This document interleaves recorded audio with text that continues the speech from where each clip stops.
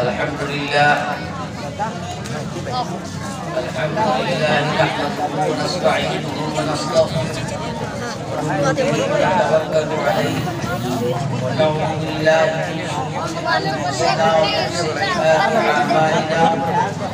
मन यहदिहिल्लाहु फला मुदिल्ल लहु व मन युद्लिलहु फला हादिय लहु ونشهد أن لا إله إلا الله وحده لا شريك له ونشهد أن سيدنا وسندنا ومولانا محمدا عبده ورسوله أرسله بالحق بشيرا ونذيرا أما بعد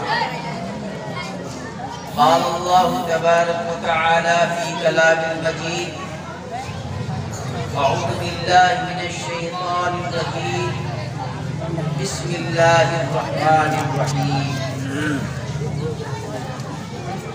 وعد الله الذين آمنوا منكم وعملوا الصالحات ليستخلفنهم في الأرض كما استخلف الذين من قبلهم صدق الله العظيم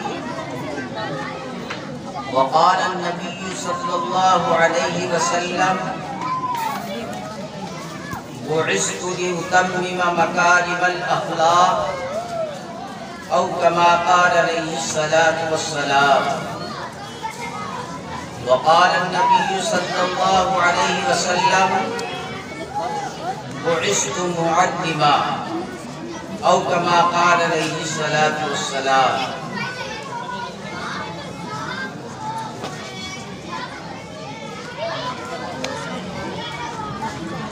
सरपरस्त जलसा उस्ताद मोहतरम हजरत मौलाना मोहम्मद इब्राहिम साहब दामत बरकातुहुल आलिया व दीगर स्टेज पर रौनक अफरोज उलमाए किराम और महल्ले व दीगर जगहों से तशरीफ लाए हुए सामाईन किराम और मेरी मुअज़्ज़िज़ पर्दा नशीन माँ और बहनों अज़ीज़ बच्चों, आज का ये जलसा इस्लाहे माशरा के नाम से मुनाक़िद किया गया है और ज़रूरत भी इस वक्त माशरे की इस्लाह की है।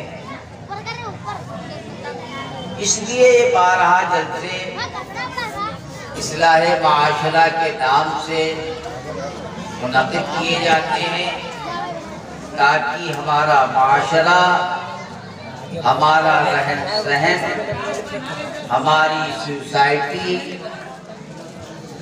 और हमारी दुनिया का इख्तिलाफ ये सारा का सारा दीनी लाइन से हो जाए। इसलिए आज का ये जलसा बड़ी मेहनतों और बड़ी काविशों से मुनाक़िद किया गया है। हम और आप भी इत्मीनान और सुकून के साथ जलसे में तशरीफ़ रखें। मेहमान ख़ुसूसी हज़रत मौलाना आदम मुस्तफ़ा साहब बहुत पहले तशरीफ़ ला चुके हैं।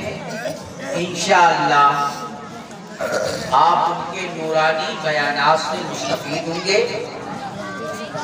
मैं तो तमहीदी तौर पर चंद कलिमात आपके सामने पेश करने के लिए बैठा हूँ।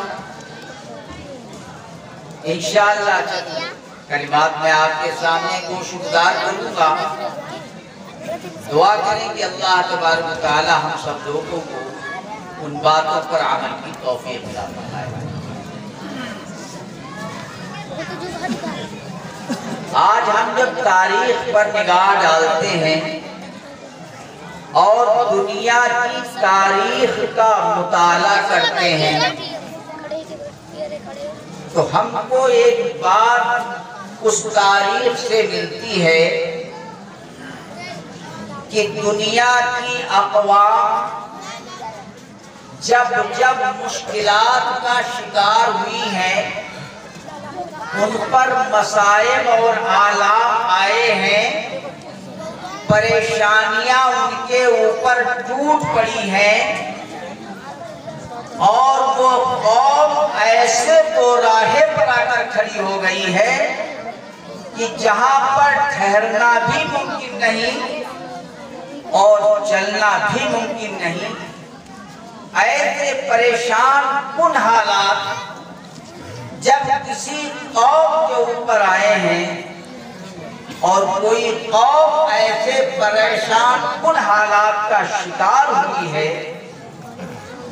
तब अल्लाह तबारक व तआला ने उस कौम के ऊपर रहम फरमाया और करम फरमाया और अंबिया अलैहिस्सलाम को मबऊस फरमाया।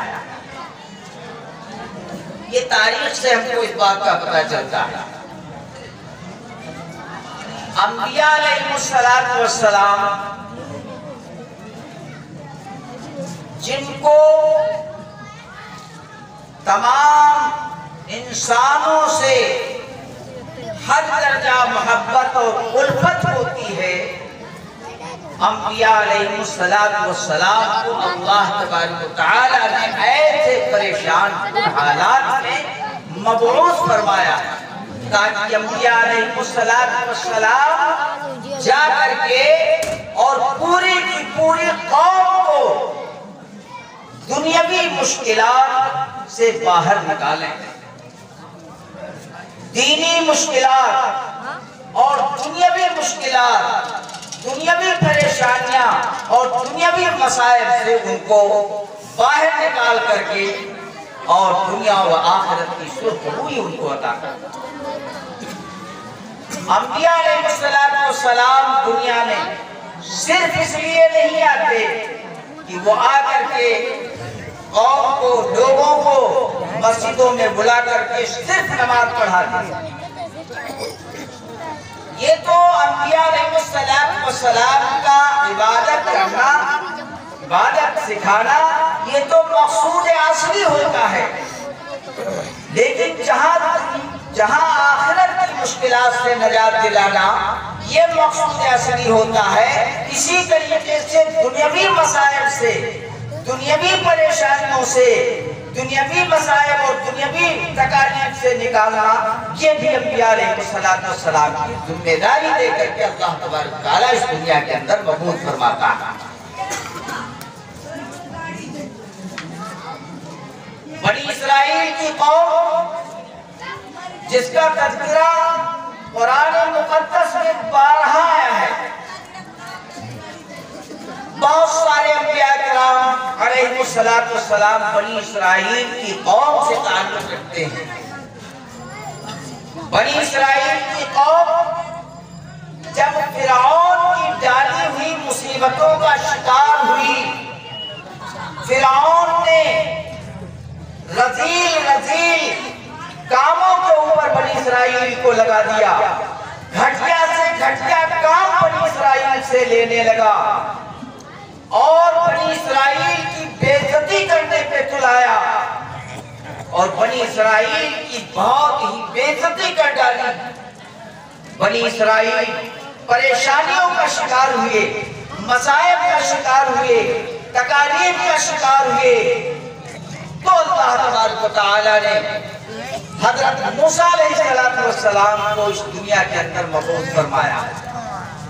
हजरत मूसा अलैहिस्सलाम ने कौम को तबलीग दी, कौम को दावत दी कि ऐ कौम अपने अल्लाह को पहचानो, ऐ कौम खुदा को पहचानो, खुदा से क्यों भागे जा रहे हो, खुदा से अलग क्यों हो, अपने माबूद को क्यों नहीं पहचानते हो। दावत दी कि अपने माबूद को पहचानो।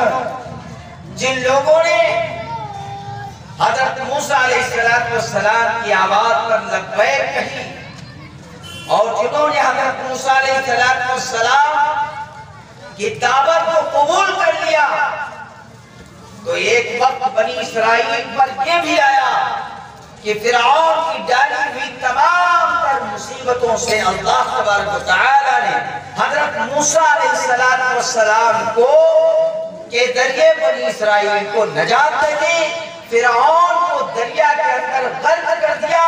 फिरौन और उसका नाम और निशान इस सफ़े हस्ती से मिट गया और बनी इसराइल की कौम इस दुनिया के अंदर बरसरे इख्तिदार हो गई। उसके बाद एक दौर बनी इसराइल के ऊपर फिर आया। ये आज का वक्त हम देख रहे हैं, जैसे हमारे सामने हालात हैं, दुनिया के ऊपर ऐसे हालात दोबारा आ चुके हैं। ऐसी बात नहीं है।